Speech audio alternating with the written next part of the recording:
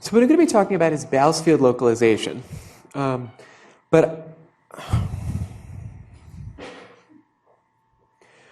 I want to talk about it. No, still doesn't work. But I want to talk about it in a way that's accentuating and emphasizing the geometry that Dylan talked about in his previous talk. One of the things that we're going to use Bousfield localization for is isolating pieces of cohomology theories or spectra in a way that reflects the way you use localization in algebra. Namely, I have a ring, I invert a bunch of elements in that ring, and then this simplifies my problem for me. So we're going to do all of that in spectra. And what I want to start with is a little bit of sort of dodging, actually, somewhat, some algebraic geometry, but it allows me to draw some pictures that are reflecting some of what Dylan was talking about. So what I want you to think about is if I have a space X and I have a group that acts on this space via some collection of symmetries, then one of the things that I can build from this is just the orbit space X mod G, where the points here are, well, obviously, orbits. So I'm bringing this up because this is the data that we've actually already seen in a somewhat non-trivial way. Algebraic geometry takes data, commutative rings, and it produces for us spaces. So what we do is take the picture that I just wrote, the super cartoony one, and do it now in rings. So associated to any ring, like, say, mu star itself, this is a perfectly good ring, I can build a space, spec of mu star, and the points of this space are the prime ideals of mu star. And this has a really terrible topology. There's a risky topology, and I mean terrible in a precise sense of like, it's just awful. That, it's really, ugh.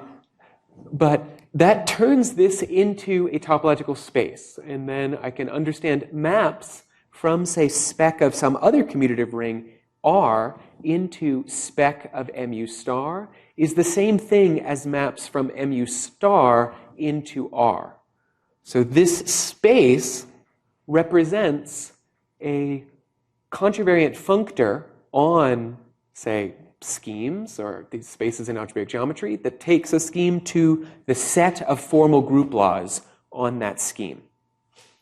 So I have isomorphisms of formal group laws. That gives me an algebraic group that's acting on this. So I have some group that's acting on this. I don't know what to call it, so I'll call it G. And this is recording for me isomorphisms, strict isomorphisms of my formal group laws.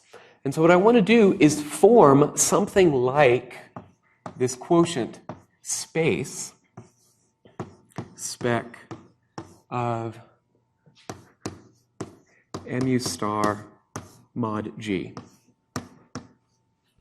Now, when I think of what I'm doing here, this is collapsing any two prime ideals that can be associated by some isomorphism. It collapses them to the same point. So now, when I think there's this variance swap that comes from rings and maps between rings to the set of prime ideals and maps between the set of prime ideals. And the variance swap is because if you give me a prime ideal in the target ring, then it pulls back to a prime ideal in the source, whereas prime ideals don't really push forward well. If you think through it, in fact, if I just push forward an ideal, there's no reason that's even an ideal. So there's no reason why I would have it that way. So spec here, this orbit space that I've written down, is that the points of this are exactly the invariants of the group acting on the Lazard ring. So this is the invariant prime ideals that Dylan talked about. So that's one of the ways, and that's one of the reasons we think of them as these invariant prime ideals. I really do have this group. It's an algebraic group, but it's a group that's acting on the whole picture. And then I'm asking, what are the points in spec of the quotient? and they correspond to ideals that are invariant under the group action. So the points here, now I can draw a picture of this. I can do it this way too. What are the prime ideals of the integers?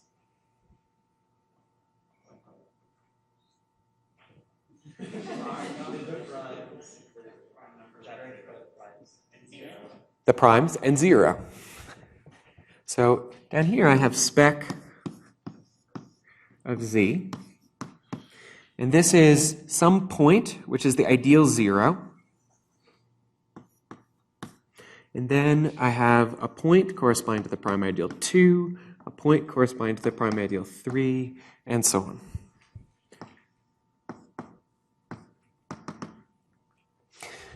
And I could, over each of these, so this is the choice of prime that showed up in what Dylan was describing.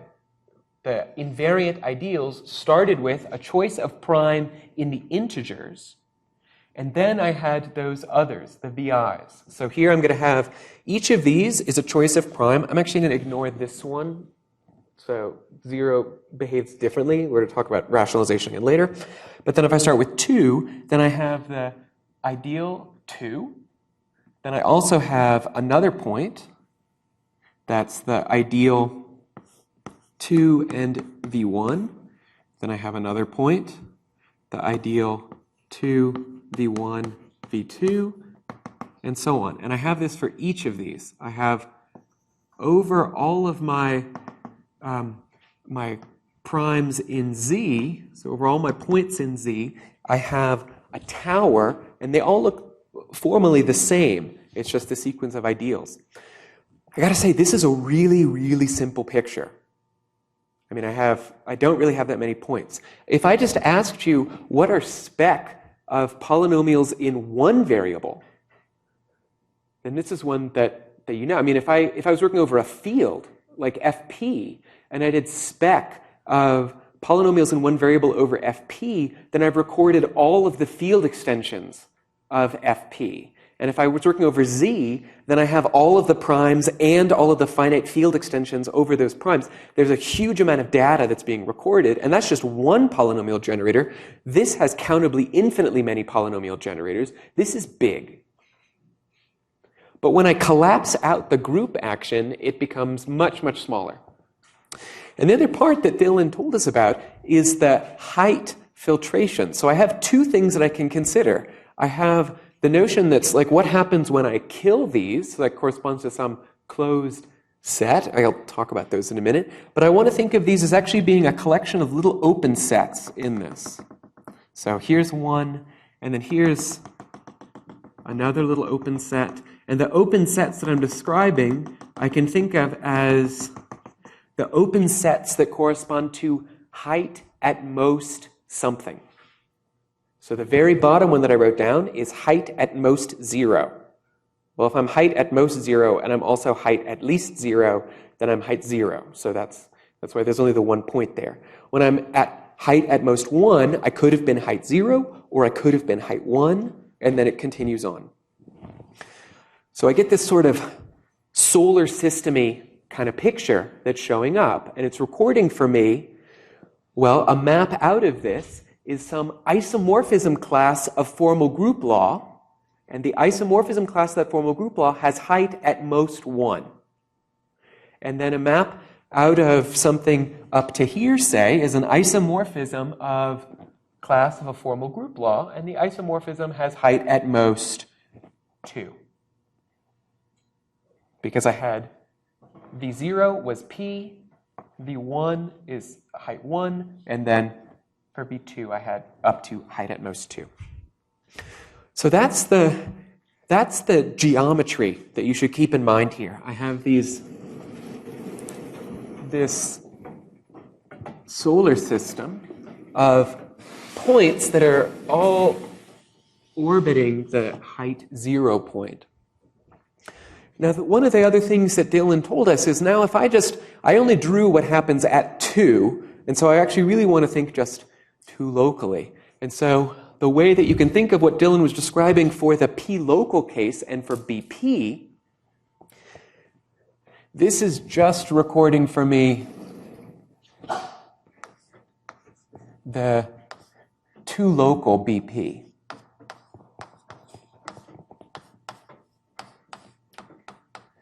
And then that spec of that, and the image under the group. So it's not the case that the set 2 is actually open in spec Z. It's closed in spec Z. It's, I don't know. It's like a G delta, whatever the intersection of countably many opens is. But it's not open, so this isn't really open inside there. But the picture that I drew is exactly generically recording for me what's happening for spec of BP, mod, and then the points in there. Okay, so the last thing that I want to mention here that Dylan had talked about is he also described the Johnson-Wilson theories. So I have spec of those theories En star. And I can think, what does En star represent? Well, first let me just think, what's the functor BP star adjoin the N represent? Well, a map out of BP star is representing for me a formal group law, and I'm now P local. And if I'm insisting that Vn be invertible, then a map out of this is the same data as a formal group law, P locally, where the height is at most n. Because I don't know anything about the lower VIs. They could go to units. They could not go to units. But I know no matter where Vn goes, it has to go to a unit. So that bounds the possible heights above. So this represents formal group laws of height at most n.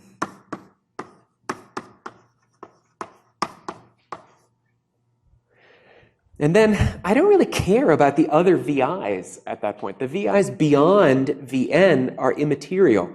So up to isomorphism, I could have thrown them away, and the sort of open sets that I drew, I'll draw them here again, but horizontally now, to shake things up.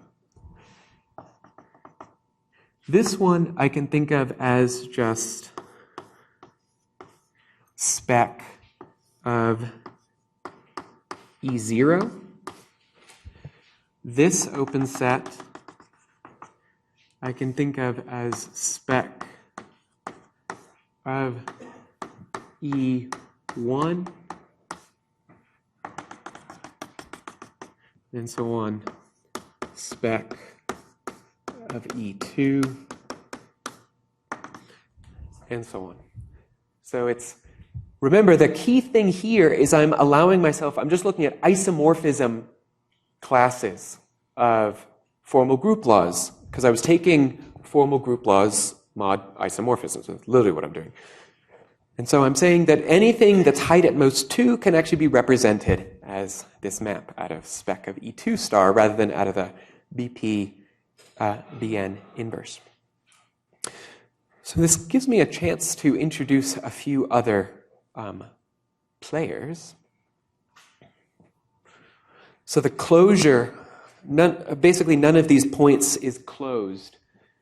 And if you remember the terribleness that is the Zariski topology, the closure of some point is the set of all of the prime ideals that contain that point.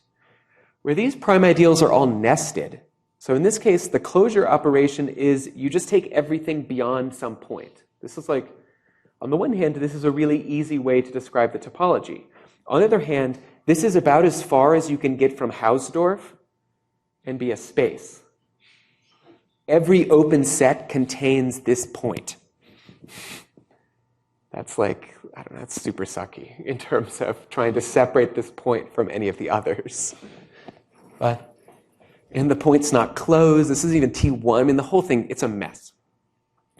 But I have these closed, the closed complement of these open sets is also spec of something. And this is a general algebraic geometry fact. If I'm looking at the closure of some point, and I ask, what is spec of that representing? It's representing spec of the ring mod that prime ideal. So when I look at the closure of any of these, then, where should I draw these? Oh.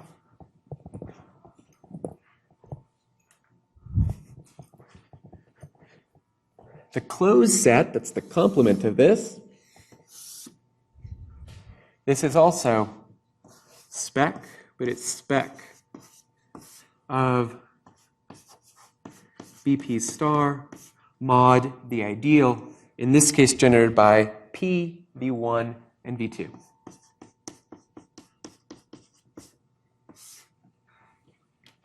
And so you can see where the rest of them come from. So these theories sometimes get names. I'm not going to worry about that. These are BP star mod these. These are, in fact, all represented by cohomology theories. They're not Landover exact. I mean, at the very outset, I killed P, which means multiplication by P is not injective. And then if I said, well, I'm not going to worry about that, multiplication by V1, also not injective. Like this fails basically every test that I would get for Landover exactness. But I can still write down these theories. And using them, I can think of, well, I don't have that many points in spec, so I can also think of some relatively closed points.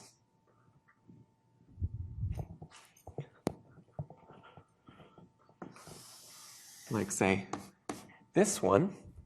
And then this is supposed to be simultaneously given information by spec of E2, which is BP star, it's Z localized at P, adjoin V1 and V2 is a unit, and I've killed off P and V1. So this last part is spec of Z localized at P, join V1, V2 to the plus or minus 1, mod P and V1. And I'll swap these so you can actually read that.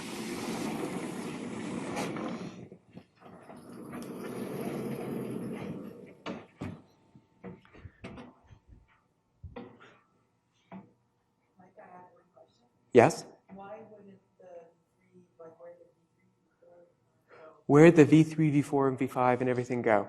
That was coming from the fact that I was using as my model, as the choice of isomorphisms, instead of taking BP star adjoin Vn inverse, I could have taken the corresponding En. So I got to throw all of those away because I was thinking of it as actually sitting inside this space, spec of En. I can also not throw them away, and it doesn't matter, because I'm working mod isomorphisms. And up to isomorphism, I could have chosen this smaller representative. So so really at every point, I should have been putting in my mod G's to remind myself that I'm looking not really at spec, I'm really looking at this spec mod isomorphisms. I'm thinking of what the representing object is. But thank you, that's an important point that I should have made more clear. Yeah? Just a follow-up there. Yeah. Then, so the thing is, if I understand right, that BP star with V2 or V3 inverse, V2 inverse, yeah. mod G is the same as E2. Yeah. That the open set that I'm writing down that this corresponds to, in general, if I invert an element in a ring, that gives me an open set in spec of that ring. The open set that corresponds to is the same as the image of spec of E2 into this, which in general is really weird because spec of E2 is a localization of a quotient. That's not, in general, an open set. in spec, but it turns out that I could have used this one instead, because the failure of it to be open is actually collapsed away under the identifications. Any other questions? Okay. So if you look at that ring, Z localized at P adjoin V1 and V2 to the plus minus 1, and I'm killing off P and V1, then that ring is the same thing as FP adjoin V2 to the plus or minus 1. Now V2 was in a non-zero degree. So when I only consider homogeneous expressions, that ring is actually a field.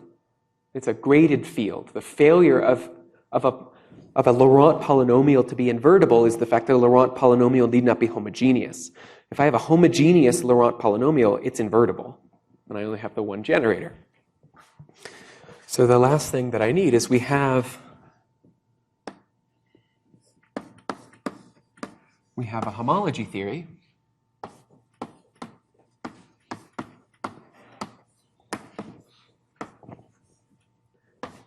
Oops, Kn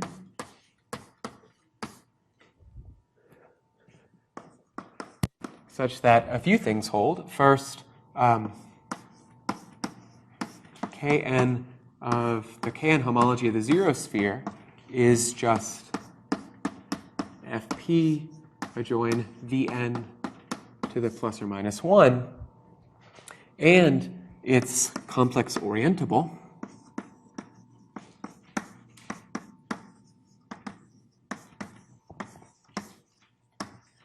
With a formal group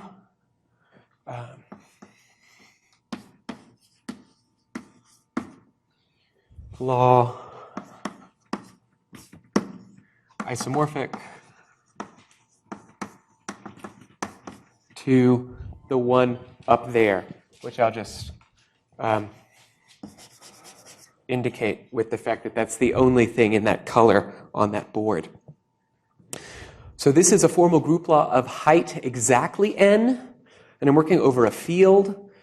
If I base change to the algebraic closure of the field Fp, then in fact all formal group laws of height n over an algebraically closed field are isomorphic.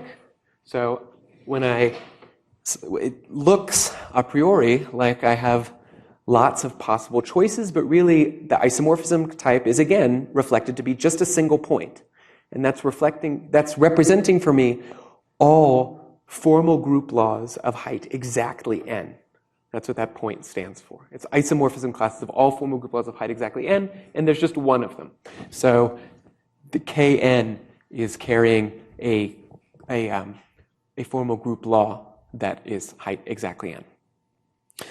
Okay, so now what I want to do is I want to continue to push the analogy with algebraic geometry and say, I have some module, or I guess as Dylan introduced us to in the last talk, I really should be thinking of this as a co-module, that I have some co-module that's the mu homology of a space. And what I want to do is I want to break that up into pieces by asking what part of that is seen by each of these little open sets. And if I describe what's seen on, say, the little open set that corresponds to spec of E1 star, what data do I need to build the value on the little open set that's spec of E2 star? Heuristically, what I need is the value over spec of E1 star, the value over this point, and then some way to glue them together. Because what I'm looking at is I have an open set, I have its closed complement, and I'm trying to build some kind of bundle out of the value over an open set and the value over a closed set. That's not the kind of gluing that we normally ever do. So I need a little bit of transition data that's going to record for me exactly what more goes into this. And so Bousfield localization is this technique that describes all that for us. So I'm going to spend a little bit of time now talking about that. So I'm going to say, if E is a homology theory, I'll say that Z is E acyclic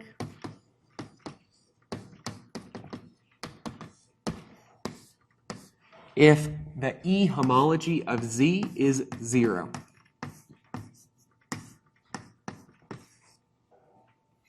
So put another way, since the E homology of a space or spectrum is just the homotopy groups of the smash product, this is the same thing as asking that E smash Z be contractible. Now again, if you're coming at this from the algebraic statement, this is the statement, the smash product is what you should think of as the rigidification of the tensor product. So acyclicity here means that, E is, say, my ring or my module, and I'm asking that tensoring with it is 0. So maybe E is Z mod P. Then an acyclic for Z mod P is something that when I tensor with Z mod P, I get 0. So this is something where multiplication by P is, say, invertible. And that gives me the acyclics there. I'm going to say that Z is, I'll say that K is E local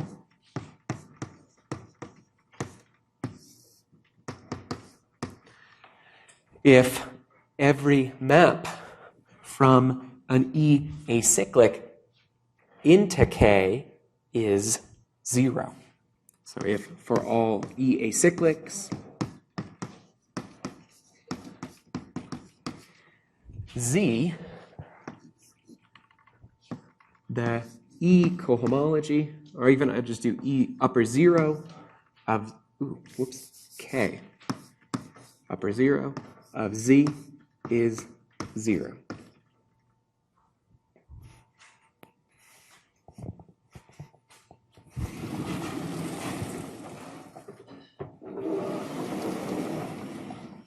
So E-local ones are the ones that when I test them by mapping out of acyclics, I don't see anything. That's exactly what the definition is giving me. So underline this is the third thing that I'm going to define, and that's an E-equivalence.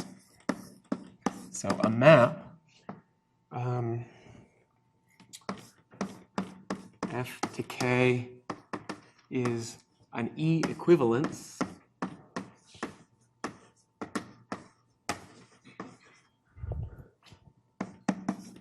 if it's an isomorphism on E homology. So if E star of F mapping to E star of K is an isomorphism. So these are all really tightly connected. So if I have something that's E-local, well, this means that I can't see maps out of any E acyclic. On the other hand, if I have something that's an E-equivalence, so now it's sort of an easy proposition. Let's say that I have K to K prime is an E-equivalence.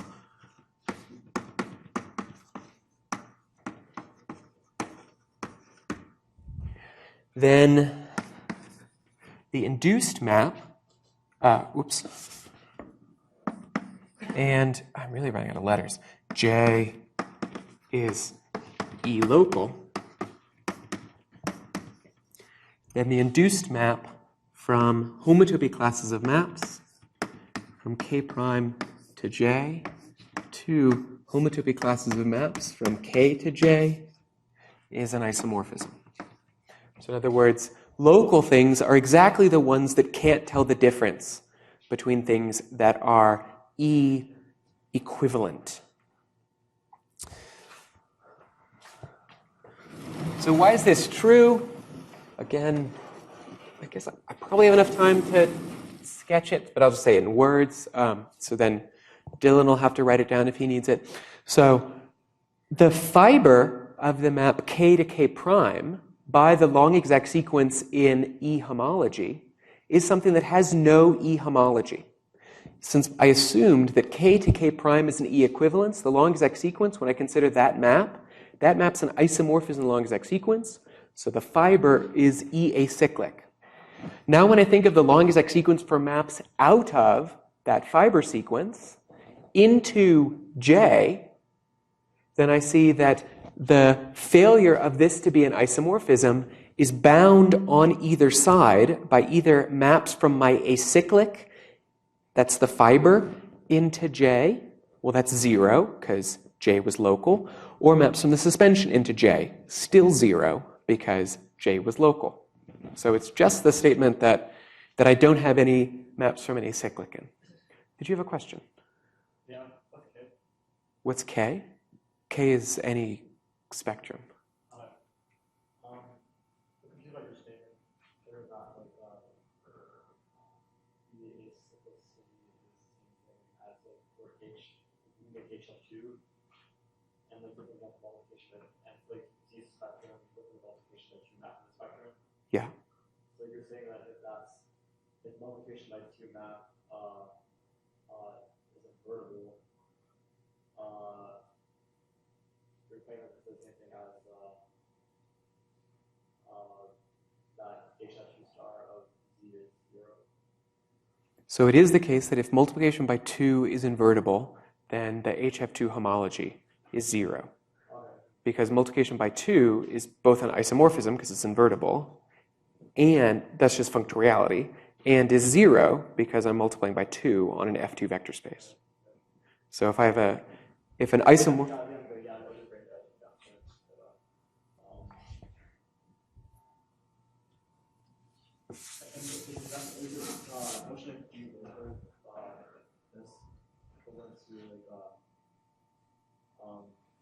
So you can take localization, to take like the category of fractions, like as Adam does, like category. So yes, I'll get to localization. Also, it's like I'm not okay. Right? It's like, but let's ask the question. Okay.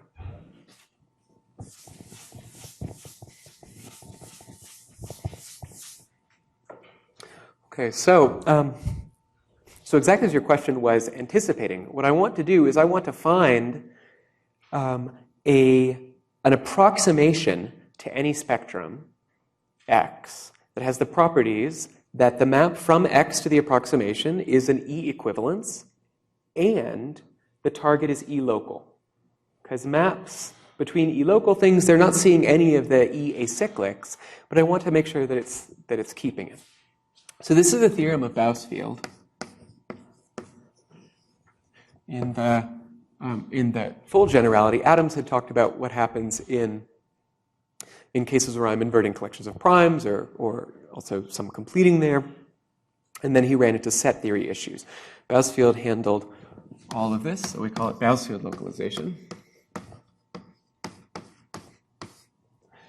And that is that there is a functor L sub E from spectra to itself that comes equipped with a natural transformation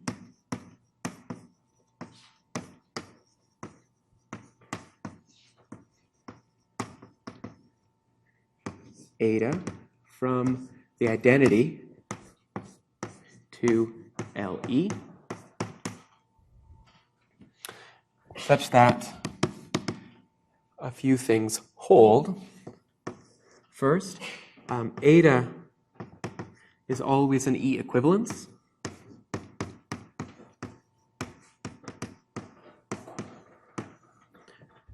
Second, the image of my functor is always E local. And then what's implied by these, so I'm going to, and it's initial amongst all these. So I'll say it that way. Any map X to Y, Y E local, factors through LE. So I want to think of LE as being, in some sense, the initial E local thing under X, or under the identity. So that's what this statement is.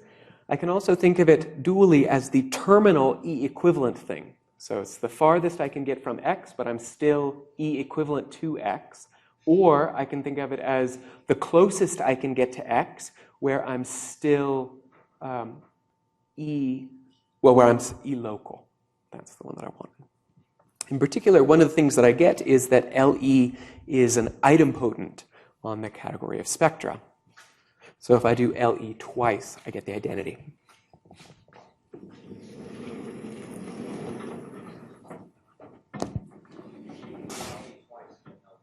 Thank you. Yes, I do LE. And the map is LE applied to eta.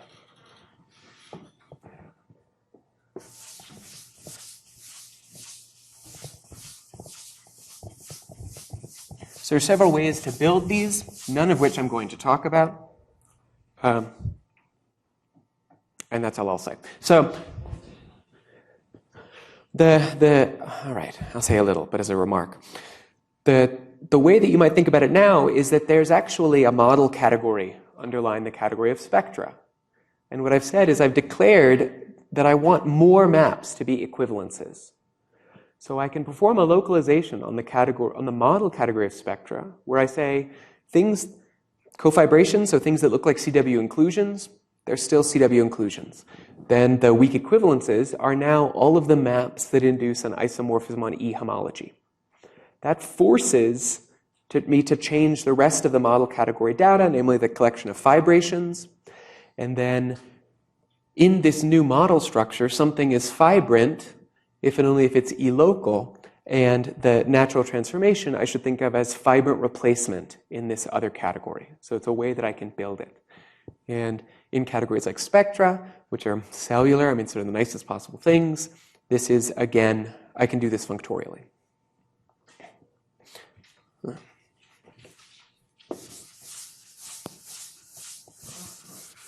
I'll describe two other examples where we can say more, and then I'll describe a couple quite explicitly, and then others less so.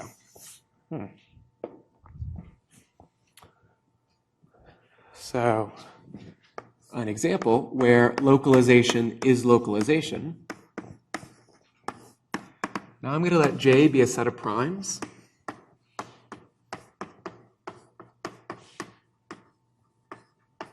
And I'm going to let S naught adjoin J inverse be the result of taking the zero sphere and inverting all of the primes in J. So I'm doing the expected localization.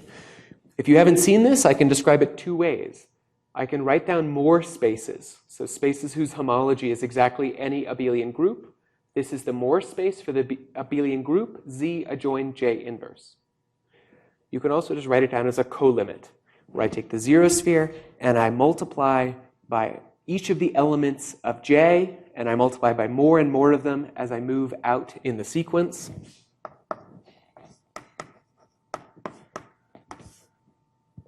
From a zero sphere, J1, J1 times J2, and so on.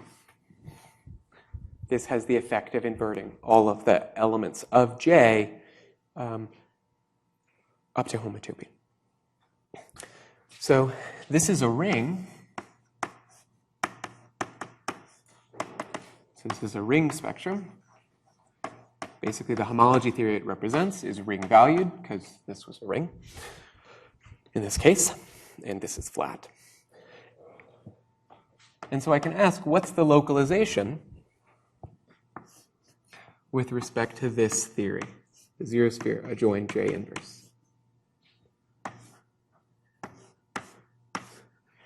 This is one of the few that I can actually write down explicitly. This is just this ring smashed with X. So in other words, this is the sense in which exactly like localization.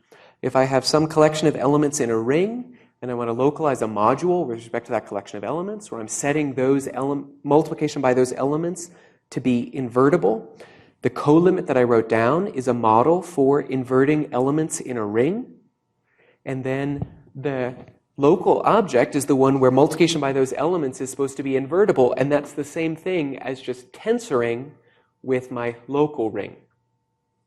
And that's what I've written down here. So really, I've made a claim here that this is the localization, and this is two parts, which I guess I'll state as an exercise. First, I have a map here from X to this that comes from the fact that X is the same thing as the zero sphere smashed with X, and this is just the inclusion of a ring into the localized ring. So that's what this map is. I claim that this map is an equivalence when I take this homology theory. So that's one that I'll leave to you to work out. As a hint, this is flat over the homotopy groups of spheres. And the second is that this is local.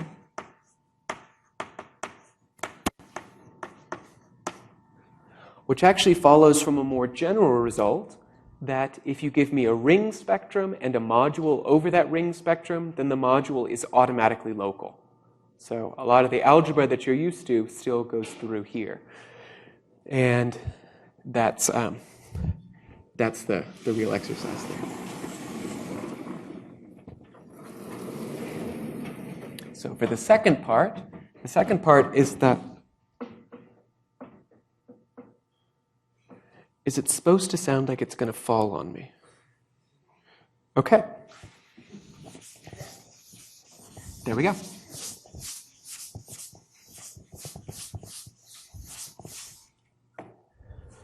So the second is an example where localization is not like localization. If I consider E to be the zero sphere mod P, then Bousfield showed that the localization at the zero sphere mod P is actually the function spectrum, from the desuspension of the zero sphere adjoin 1 over P mod the zero sphere into X. So the way you should think about this is the inverse limit of the zero sphere mod P to the n smashed with X. So in this case, I'm doing the inverse limit of the reduction mod P to the n at each stage. This is the definition of P completion. And so here, the Bousfield localization is just the P completion.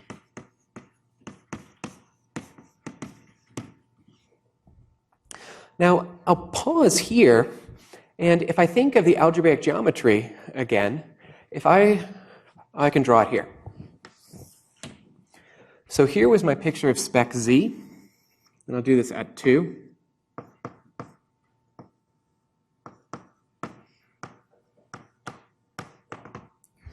And spec of Z adjoin 1 over 2 is all of this part.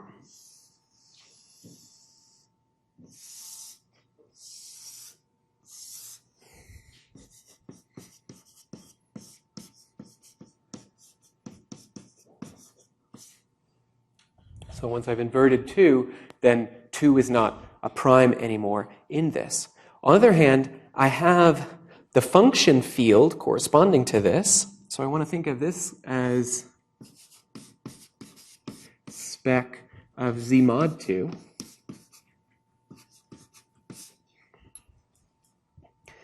And what this is recording for me is I can rebuild spec Z by taking spec Z adjoin a half and gluing in not spec Z adjoin 2, but rather a completion of it. That's what this is suggesting for me. I don't know how to draw the completion, except I have a little tiny formal neighborhood of this.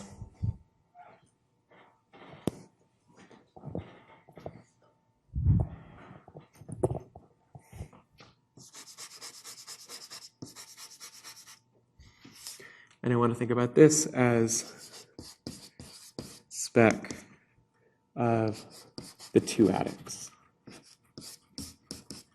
It's not really spec of the two adducts, it's really the limit of spec of z mod 2 to the n's, so it's really exactly this that I'm describing. But the important part is this contains the point 2, and it contains stuff in spec z adjoin a half. So I'm allowed to kill 2, and that gave me this, but I would also be allowed to invert 2, and that would give me the Q2, the rational two adducts, which is a perfectly good ring.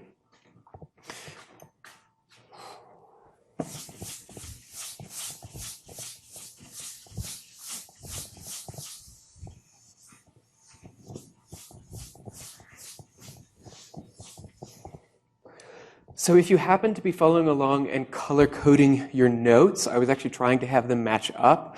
Namely, the pink here is playing the role of the Morava K-theories and spec of Kn. The green is playing the role, well, in this case, not of the closed set, but of the complement of one of my opens. And then this purple hadn't made an appearance yet, but it will do so soon. So there's a theorem of Sullivan, which makes some of this precise.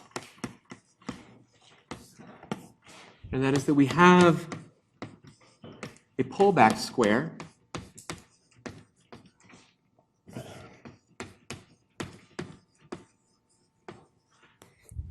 that goes from, well, the identity, so a natural pullback square.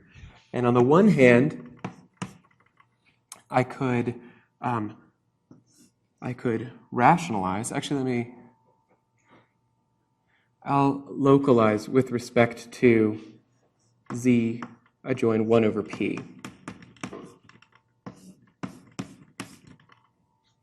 And on the other hand, whoops, is this what I want? This probably isn't what I want.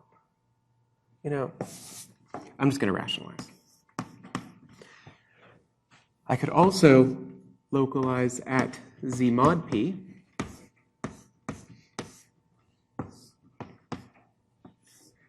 So this was p completion. This is rationalization. I can rationalize after p completing.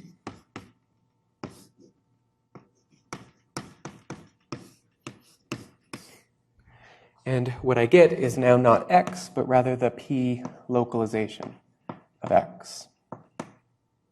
Oops. See, localized at p. This is part of Sullivan's arithmetic square. If I take the product on the right-hand side over all primes, then I remove the localization at p, and I allow myself to record more and more pieces. You should think of this part as saying, take everything from 0 and just containing my prime, versus the whole z, in this case, adjoin 1/2. So this being a pullback square, actually, I'll leave that as an exercise. The step that you need to show that this is a pullback square is that the bottom map, in this case, the right-hand map is necessarily a rational equivalence because it was the map from a spectrum to its rationalization. That's always a rational equivalence. The bottom map is actually a z mod p equivalence, and that's because both the source and the target are contractible for z mod p. They're both acyclic. So that's a very general thing that we're going to run into. Actually, I hope faster than this, because otherwise I'm going to really run out of time.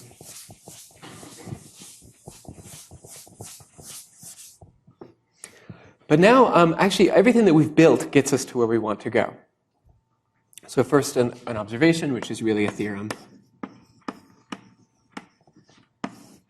And that is that the localization with respect to the Johnson-Wilson theory En is the same as the localization with respect to K0 wedge up to Kn.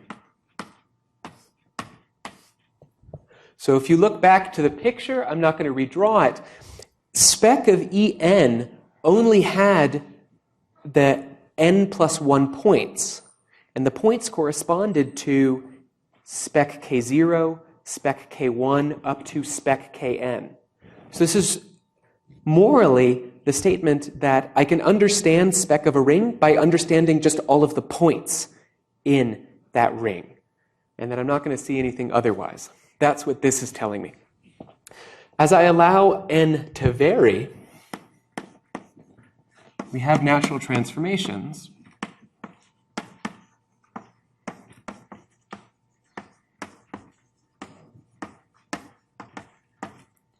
that go from the En localization to the En minus first localization. And then, of course, I can keep going. So in other words, given any space or spectrum, we produce a tower of spectra. So I'll call this the chromatic tower.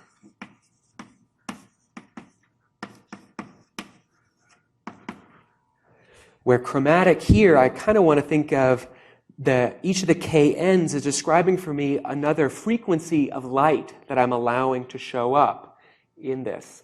That I have this natural numbers worth, and so I have the heights. This is seeing the first n colors, the first n plus 1, because 0. The first n plus 1 colors in spectra. And so the fibers I'm going to call, say, monochromatic layers, because this is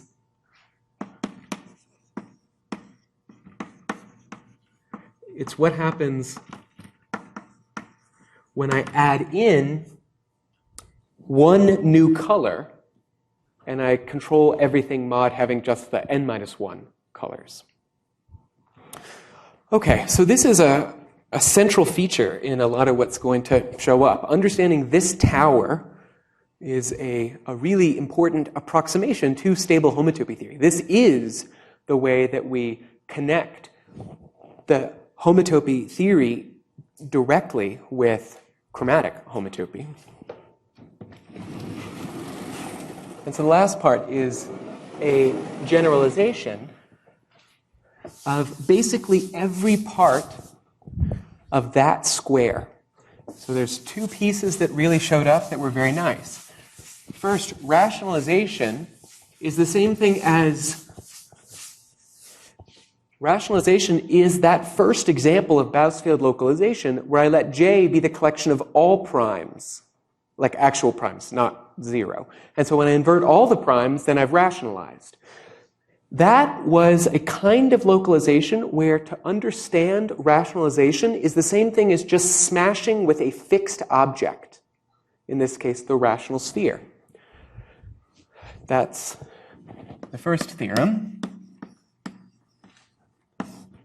And that is that L of En of x is L En of the 0 sphere smashed with x.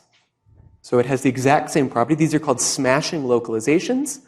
And in particular, smashing localizations are necessarily going to commute with colimits. They always commute with limits because localizations do. But it's going to commute with colimits because the smash product commutes with colimits in each of its variables. These are very easy to understand conceptually and better match our intuition of what a localization is. And the second is the Hasse square. And that is, I have a way that I can understand the En localization of any space or spectrum out of the En minus 1 localization. And then I have a pullback square where the part that I'm missing here is the new piece, so the Kn localization of x, and then the En minus 1 localization of the Kn localization of x. So I get a pullback square of spectra like this. And you should think of that as being exactly that one over there. The bottom row is drawn to be reflecting the exact same thing. I have a smashing localization, And that smashing localization is actually Kn acyclic. And that's saying this is an equivalence, this was always an En-1 equivalence, and it goes through exactly the way that you would have done. Okay. I think this is everything that I wanted to talk about, and I think I'm out of time. Oh, right, I said I'd bring the purple back in. So I'll stop here.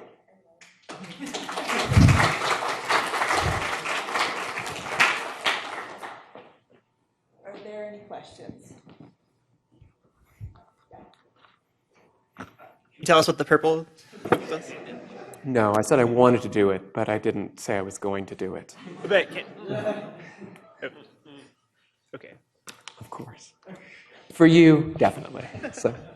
And for the purple.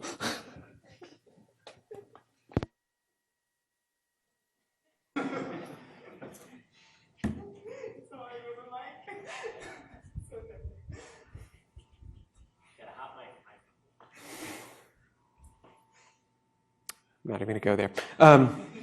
So I'm basically just going to redraw this picture. So what I'm looking at is I'm looking here, when I do the En-1 localization, I'll draw the picture here. So this, I had the n points that was height 0 up to height n-1. And these were my little open sets. And then I have the next points. This is spec of En-1 star, the image of that, so mod G. That was this piece here. And this piece, the Kn localization corresponds to, well, I have one more point that shows up. I'm going to draw these now backwards. So to match that convention, that's this part.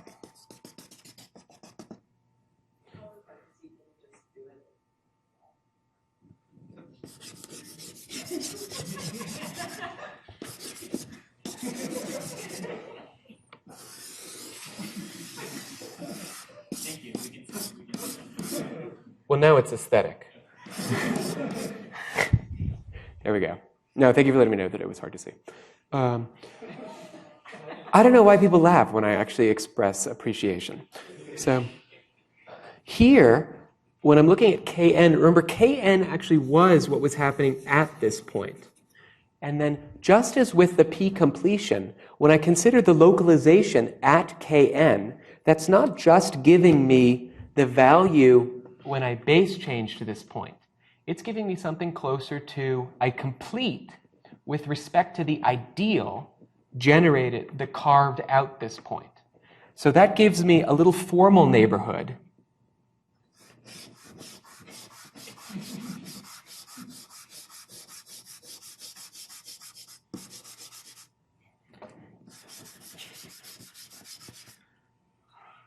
I'm trying to make sure it's visible. Calm down. So this part, oh, that's not visible, is something like the LKN that I see. This part is the LEN-1 that I see. And then to glue these together and understand what happens on LEN, I start with the part on green, and I take the part on purple, and then I remember this overlapped region, which is exactly the intersection of the formal completion with this open set. And that's the data that I've written down. So the square is recording for me the gluing data, namely to understand how do I put these together. If I'm in rings, then I would be pushing out this ring with this ring along their intersection, which is this ring. So that's how. It really is the picture that you understand for how do I build, say, the p local integers out of z mod p, or out of the p-adics and the rationals. I'm doing the exact same thing. Yeah, Doug. Do the functors LKN and LEN-1 commute with each other? LK, no. No. So if you wrote them in the opposite order, the lower right corner would be something. Yes. In fact, it would be 0. So LKN of LEN minus 1 is always 0. And that's the thing that goes into, it's the analogous thing here that back here, the order also mattered. That if I tried to do it in the other order, that I'm p-completing something rational, which gives me 0. Because when I tensor with Z mod p, the filtration is the identity filtration on the rationals. So here, this map is an equivalence for the Z mod p theory because both the pieces are 0. This map is an equivalence in Kn homology because both parts are 0. That's the same thing. Whereas this one is an equivalence in En minus 1 homology by the first property in the theorem that's written right above it. So the pullback has that property that it's an equivalence in En minus 1 homology, and then the right-hand map is an equivalence in Kn minus 1 homology. And that's how you see the theorem. Yes, Paul? I did not ever say chromatic convergence. In my entire life, that was the first time I've ever said it. So thanks, Paul. I was batting 1,000 until today. But no, so Paul brought, and I should have, but then I think that, Doug, I have a feeling that you're going to talk about this. I don't know, Toby, if you're going to talk about this. But this builds a tower of spectra under the identity. So it's a tower of functors under the identity. So given any spectrum x, I can map it to this pro-system of spectra, and I can ask, well, since I'm mapping to this pro-system, I have a map from x to the inverse limit of these. And I can ask, is that map an equivalence? Or when is that map an equivalence? And as Paul delicately prompted me to do, if x is, say, a finite spectrum, and I map in, then the map to the inverse limit is the map to the p localization of my finite spectrum. And then Toby produced more general conditions that describe, that are very algebraic on the homology or the BP homology of my source and understanding exactly when the map is an equivalence onto that p localization. So thank you. Yeah, I should have said that. And the first one is the theorem of Ravenel and Hopkins. Yeah.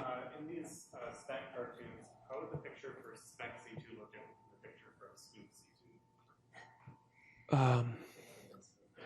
I never said anything about spoof. So, in some sense, spec, the one that I drew in purple is probably the way I would think of spoof of the two adics, in that really what I'd start to do is I want to think of this as an ind scheme, that it's corresponded to the pro system of rings Z mod 2 to the n. And if I do spec of Z mod 2 to the n versus spec of Z mod 2, that's sort of the first case to understand in your question, that's the same point. They have the underlying space is the same. There's always just one point. But spec Z mod 2 to the n records tangential information. So how do I move from that point Z mod 2 infinitesimally in my scheme spec Z? And so the union of the spec Z mod 2 to the n's as n varies records for me, in some sense, all possible infinitesimal deformations that I could look at. And the way I'm deforming now is I'm deforming from a characteristic 2 thing into a characteristic 0 thing. And that's exactly what this is recording. So the point set of spoof Z mod, of the two adics is just this. But it's recording also information about how I move from that point into its open complement. And that's what I was trying to indicate with this. People call it like a nilpotent thickening or fuzz around it. So that's spec look like. What's your favorite presentation of the ring that's the two attics? I mean, Well, isn't C2 is local? So I think it'll still have one point. And the picture, literal picture of spec and spoke will be the same as the topological space. But I think yeah, I'll have a second point that's zero. you're absolutely right. Yeah. Okay, so it's without zero. I mean, it is the case that that's the only... Are there non-topological ideals? Wait, sorry, don't you also? Well, in any case, at the very least, we add zero. I think you also. Okay. Are there other questions? Yeah. In these two examples, in the middle board, Yes. can you explain what you mean by S0 mod P and what are those maps in the limit system? Yes. Yes. So I have a map from the zero sphere to itself that's multiplication by P. Can you explain that? So the sphere spectrum, think of it as a sequence of spaces. In this case, the nth space will be the n sphere. Just take the degree, the multiplication, the P power map on S1 and suspend that all the way up. So that's my multiplication by P map. Okay, and then the cofiber of that is the zero sphere mod P. This map is the same as the map that was showing up there. I use the fact that on the zero, for the zero space, the space S0 doesn't make sense, but for the space S1, all of this does make sense, and then you would just suspend that. And that's how I would do it. Other questions? So far, they're right. Yeah, yeah. So I want to ask, like, the beginning, like the actions, like, have been functor points, description. Yeah. Have you done anything else in this talk with it, like, more easily with functor points?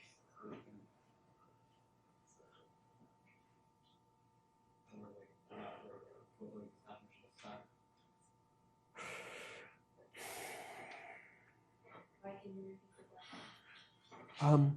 He was pointing out that all of the things that I was using are either smooth, well, not smooth, are either schemes or schemes together with the action of a group scheme. And then I was doing the coarse moduli description. Namely, I was understanding the action, the result when I take that scheme and quotient out by the group action. So the functor of points becomes the much simpler one, where I took, instead of actual formal group laws, I took isomorphism class with formal group laws. So I threw away a lot of data when I did that. The perhaps wiser thing to do, so first, the reason that I threw away all that data is it allowed me to draw pictures and to most easily connect this with spec Z and give sort of a simpler version of the algebraic geometry. I could have instead remembered that the pair, and this is what Dylan was talking about with the Hopf-algebroids and the comodule data, is that I could have remembered that a Hopf-algebroid represents for me a functor that's not just a functor from rings into sets. That's what a scheme does. But it's a pair of functors from rings into sets.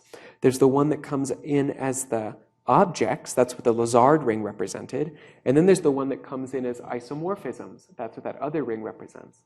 So this gives me a category theory object internal to sets, which is a fancy way of saying it's a small category that's locally small. So I have a set of morphisms and a set of objects. And the two maps that Dylan wrote, the left and right units correspond to the source and target of any morphism in a category. The fact that it's a groupoid says that I have this inversion I was only considering isomorphisms. And then I have a composition, and that's the co-multiplication that Dylan described. So I can remember that data, which is a more complicated category, but as Dylan showed, by working in this category, where I'm not just representing things by schemes, I'm representing them by these functors that are not set valued, but rather groupoid valued, then these are called stacks. Then I can get a simpler understanding of how the isomorphisms vary and how it all fits together. We're going to talk a lot about that in the next. Oh, great. So Awesome. You were asking if that picture helps you think about these localizations in the story. That's exactly what we're going to do now. All right. Great. So, oh man, I don't want to say no to a question, but is it going to be quick? I'm not sure. Why don't you ask the question? So, the question is, why we take modulo by the group rather than taking fixed points if we're interested in, like, we had those invariant ideas, so it seems that they Yes. should be like canonical representatives for the classes of isomorphisms under the group action. Yes. So we could instead just work with the fixed points, and they would be fixed points. Would that be actually the same, or? It's the variance swapping that I have. When I want to consider isomorphism classes, then I'm actually considering orbits of the action of the group of isomorphisms on something. When I do my space, the orbits on schemes corresponds, as you're asking, to the invariance on rings. Because the procedure that takes me from a ring to the scheme that is associated with that is a contravariant one. So functors like colimits, like the orbits for a group action, correspond to limits like the invariants under the group action. So this is why Dylan was calling the invariant prime ideals rather than some sort of orbits under it. On the space level, it corresponds to the orbits, but on the algebra level, it's the invariants. So it's a variant swap coming from spec is the short form. Okay, so Lunch? I need you to keep asking. This is great. Yeah. So keep asking questions. Come see us.